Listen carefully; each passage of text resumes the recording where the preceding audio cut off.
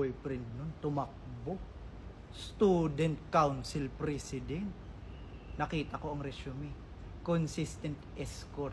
Campus crush. 2 years running. At for daddy. Qualified naman. Sabi ko sa kanya, ba't ka tatakbo? Mananalo naman daw siya. Hindi, wow. Sana naman, pag-isipan ng mga estudyante ang iboboto nila para sa Student Council President. Oo nga. Sa S si President.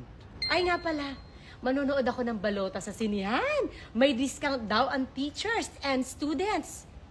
Sama ka. Oo naman. Andun yung idol ko.